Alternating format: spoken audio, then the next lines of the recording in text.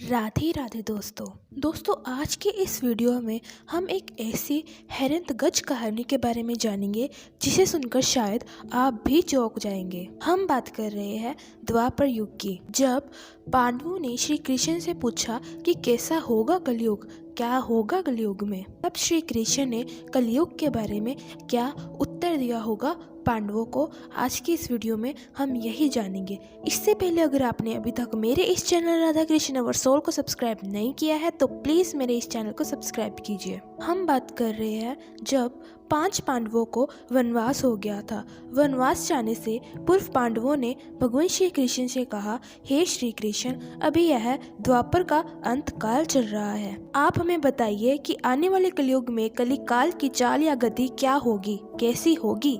तब श्री कृष्ण कहते हैं, तुम पांचों भाई वन में जाओ और जो कुछ भी तुम्हें दिखे वह आकर मुझे बताओ, मैं तुम्हें उसका प्रभाव बताऊंगा। पांचों भाई वन में चले गए। वन में उन्होंने जो देखा उसको देखकर वह आश्चर्यचकित रह गए। आखिर ऐसा उन्होंने वन में क्या देखा और श्री कृष्ण ने उन्हें क्या जवाब दिया होगा, आइए जानते हैं। पांचों भाई जब वन में रहने लगे तो एक बार चारों भाई अलग अलग दिशाओं में वन भ्रमण को निकले। युधिष्ठिर भ्रमण कर रहे थे तो उन्होंने एक जगह पर देखा कि एक हाथी के 2 सूंड हैं। यह देखकर तो जैसे युधिष्ठिर हैरान ही रह गया। दूसरी ओर अर्जुन ने देखा कि एक पक्षी, उसके पंखों पर वेद की रचाई लिखी हुई है, पर वह पक्षी तो मांस खा रहा है। दोनों भाइयों की तरह भीम भी भ्रमण पर थे।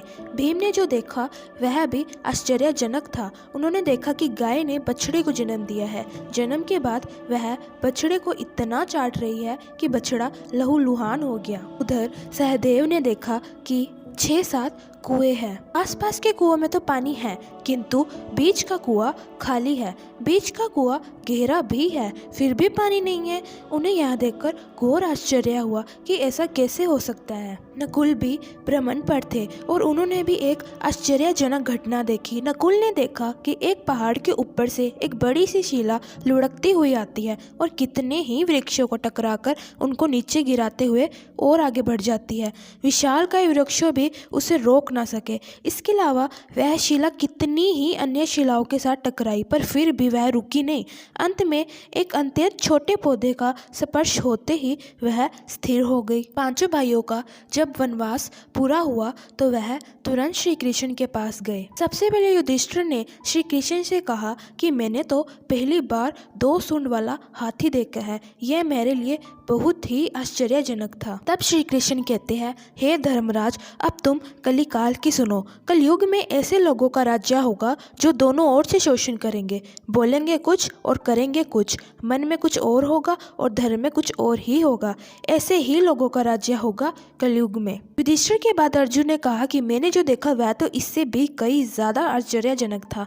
मैंने देखा कि एक पक्षी के पंखों पर वेद की ऋचाई लिखी हुई है और वह पक्षी मुर्दे का मांस खा रहा है। तब श्री कृष्ण कहते हैं, इसी प्रकार कलयुग में ऐसे लोग रहेंगे जो बड़े ज्ञानी और ध्यानी कहलाएंगे। वे ज्ञान की चर्चा तो करेंगे लेकिन उनके आचरण राक्षसी होंगे। बड़े पंडित और विद्वान कहलाएंगे, किंतु ये यही देखते रहेंगे कि कौन सा मनुष्य मरे और हमारे नाम से संपत्ति करी जाए। अर्जुन के सवाल के जवाब के बाद भीम ने अपना अनुभव सुनाया। भीम ने कहा कि मैंने देखा कि गाय अपने बछड़े को इतना चाटती है कि बछड़ा लहूलुहान ही हो जाता है। तब श्री कृष्ण कहते हैं कि कलयुग का मनुष्य शिशुपाल हो जाएगा। कलयुग में बालकों के लिए इतनी ममता होगी कि उन्हें अपने विकास का अवसर ही नहीं मिलेगा।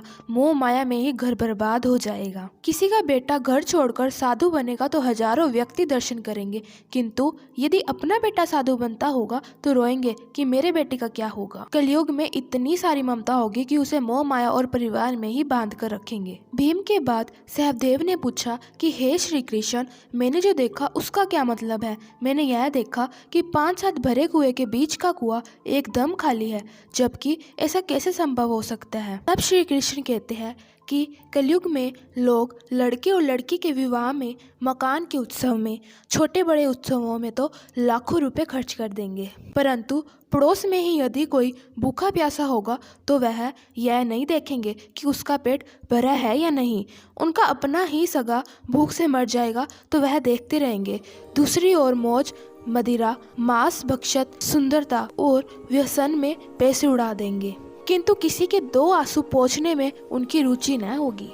इसके बाद नकुल ने श्री कृष्ण को बताया कि मैंने तो एक आश्चर्य देखा, वह यह कि एक बड़ी सी चट्टान पहाड़ पर से लुढ़की, वृक्षों के तने और चट्टान उसे रोक ना पाए, किंतु एक छोटे से पौधे से टकराते ही वह चट्टान रुक गई। तब श्री कृष्ण कहते हैं कि कलयुग में मानव का मन नीचे गिरेगा, उसका जीवन पतित होगा। यह पतित जीवन धन की शिलाओं से नहीं रुकेगा, न ही सत्ता के वृक्षों से रुकेगा, किंतु हरि नाम के एक छोटे से पौधे से, हरि कीर्तन के एक छोटे से पौधे से मनुष्य जीवन का पतन होना रुक जाएगा। श्रीमन नारायण नारायण हरि हरि। तो दोस्तों, आज की हमारी यह वीडियो यही समाप्त होती है। अगर आपको यह वीडियो अच्छी लगे तो प्लीज इस वीडियो को लाइक और अपने अन्य दोस्तों के साथ शेयर जरूर कीजिएगा।